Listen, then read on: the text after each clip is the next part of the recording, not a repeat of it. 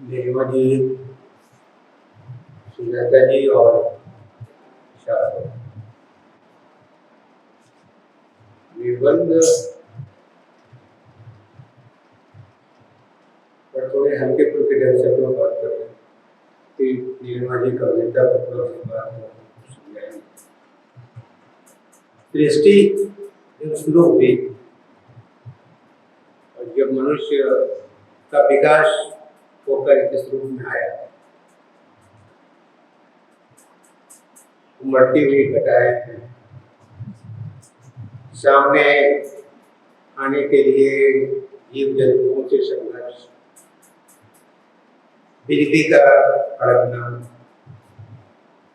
मनुष्य उस वक्त जो कुछ पहली बार उसने किया वह सब कविताओं के रूप में। जितने भी आदि ग्रंथ हैं, दुनिया में जितने भी ग्रंथ हैं, सब कविता की विधा में। अगर विचार भी कहा गया तो कविता में ही विचार कहा। चिरक संहिता, तमाम चीजें जो है पुरानी, वे सब कविता में होती। और यह क्रम लंबे समय तक चला। कविताएं मजबूत है, गाने सुनने की बड़ी लंबी विधा, लंबे समय तक, और उसके साथ नाटक का पदार्थ। एक तरह से कह सकते हैं कि कविता और नाटक बहुत पुरानी विधा है।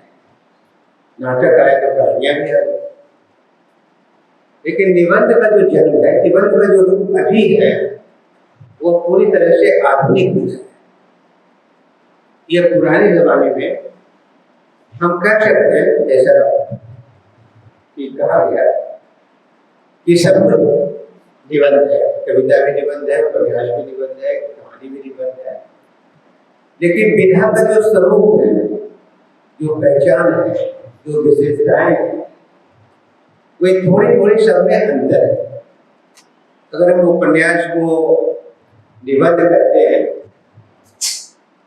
तो निबंध के गुण जब कह रहे हैं तो निबंध के गुण भी उपन्यास में मौजूद होंगे तभी हम कह रहे हैं।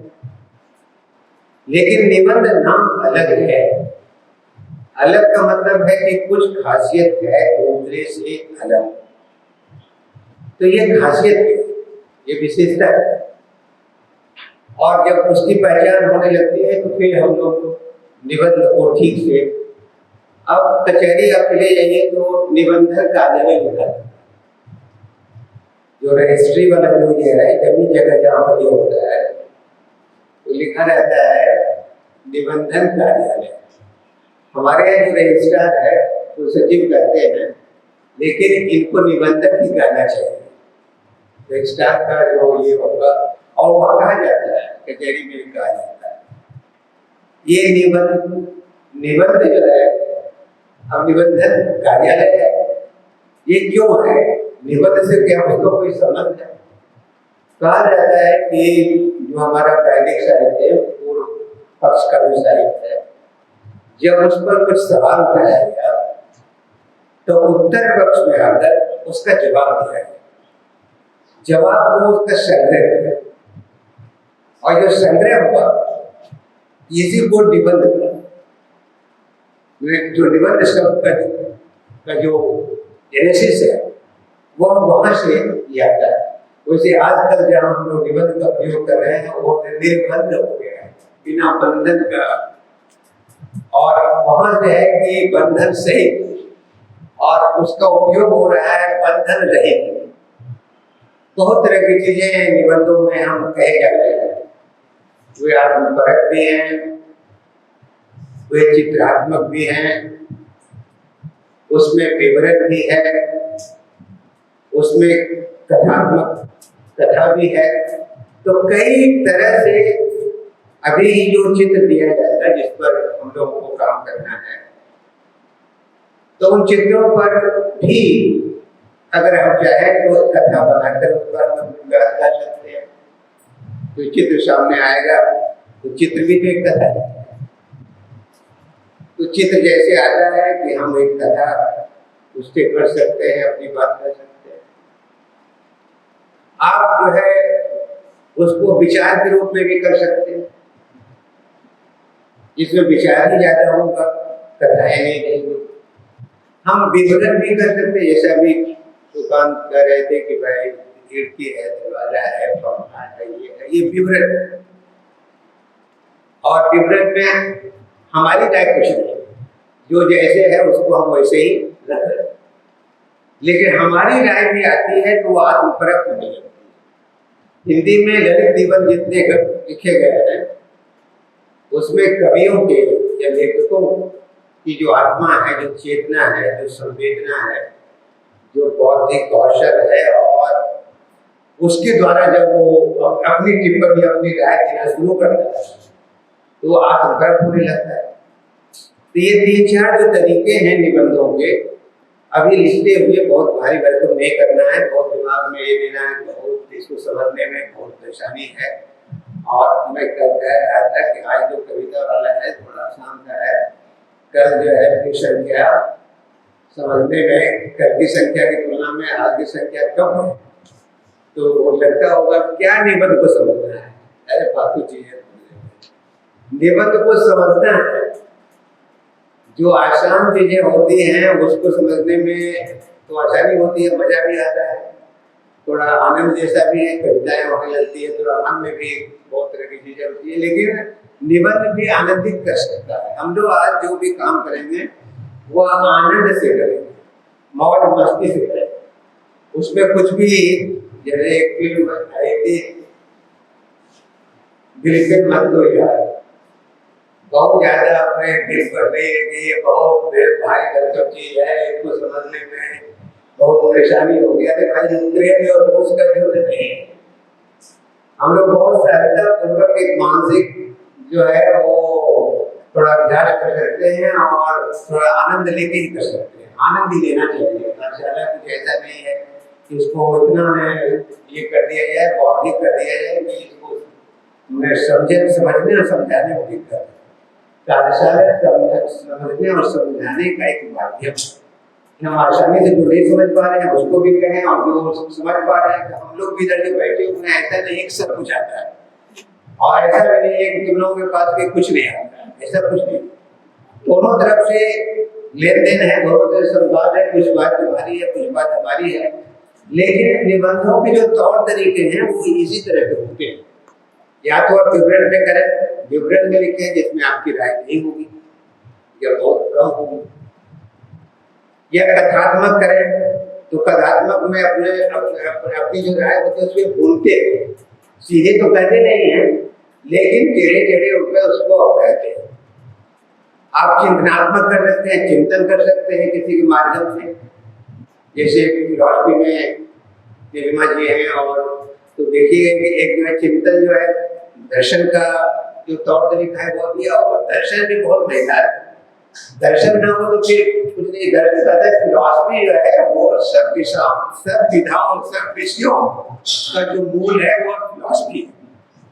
और दुर्भाग्यवश देश में ये फिलॉसफर वाला जो देश है, देश तो बहुत मतलब क्या कहते हैं दार्शनिक देश कहा जाता है इस देश को, और सबसे ज्यादा उपेक्षा जो है वह फिलॉसफी की धीरे धीरे हो रही है। और इसीलिए बहुत मतलब हमारा जो दिमाग है वह दिमाग इसीलिए भ्रष्ट हो गया है।